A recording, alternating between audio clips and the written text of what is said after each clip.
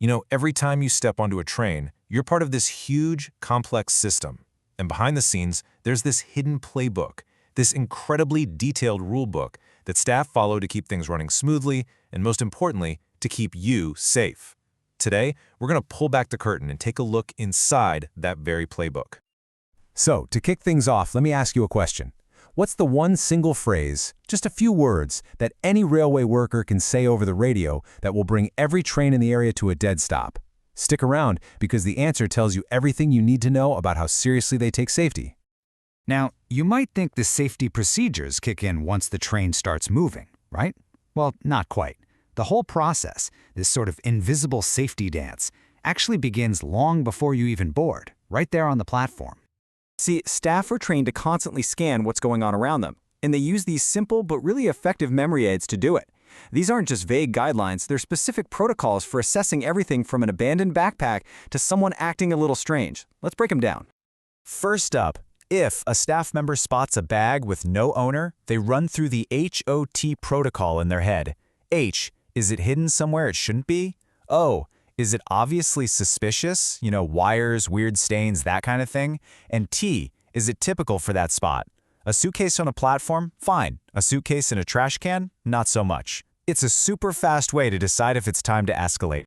And it's not just about things, it's about people too.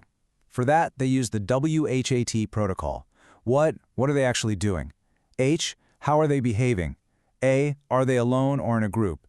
And T, what kind of threat do they potentially pose? It's a smart way to turn a simple gut feeling into actual useful information. Okay, so the platform is secure, everybody's on board, the guard blows the whistle, and you're off. That's the part we all see. But the reality of what it takes to get that train moving safely, it's way more complicated.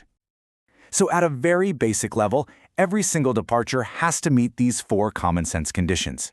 Are the doors shut tight? Is anyone's coat or bag caught?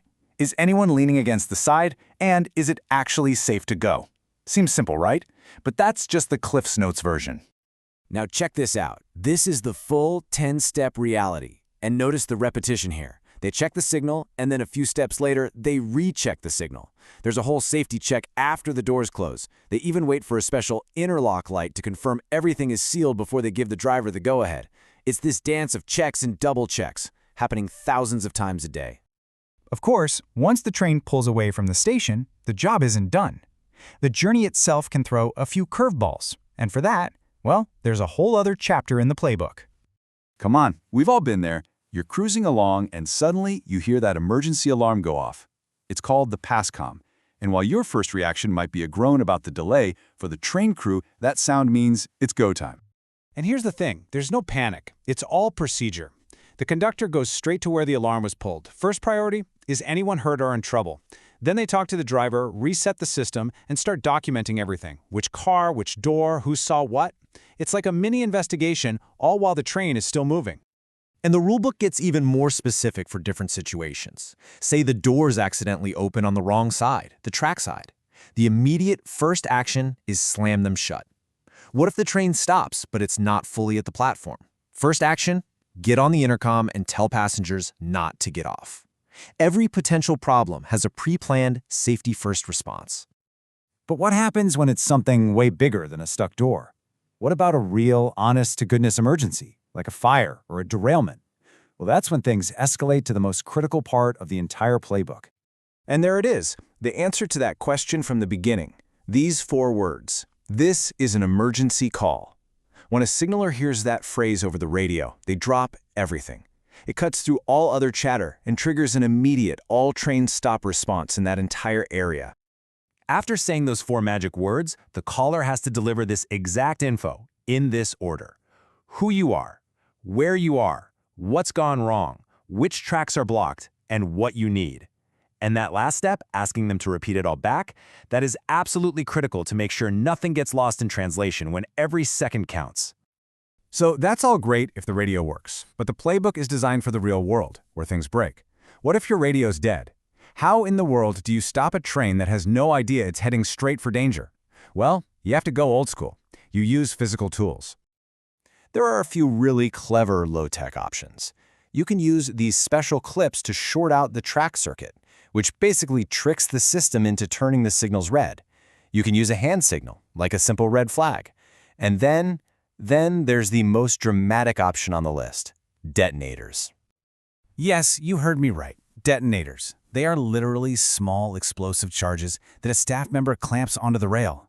When the train's wheel rolls over them, it sets them off with a massive bang. It's a sound that's impossible for a driver to miss, and it means one thing: stop, immediately. But you can't just drop them anywhere. You have to place them far enough away to give the driver time to react. So how does someone, in the dark, under incredible stress, know where that is? You guessed it, there's another simple rule for that. It's called the 4 T's and 1 S rule. So the staff member walks down the track, away from the emergency, and the moment they reach one of these 5 landmarks, that's where the detonators go down. It's genius, really, because each one is a natural point where a driver is already on high alert. And this brings everything full circle. Remember all the way back at the start with the security checks on the platform? Well, the whole system is connected. If there's a serious explosive threat from something like a large vehicle, the official procedure is to create a safety cordon of at least 400 meters. Every single step, every distance is all carefully calculated. So, from a simple mental checklist on a crowded platform to a detonator on a dark, lonely track, this entire system is this incredible web of procedures. It's built with backups for the backups, and it's all run by silent professionals who know this playbook inside and out. So I'll leave you with a final thought. The next time you're sitting on a stopped train, feeling that little bit of annoyance about being late, just take a second, and maybe, just maybe, you'll wonder if it's not just a delay, but the sound of this unseen playbook in action, keeping you safe. And that's our look inside the Railway Safety Playbook. Thanks for tuning in.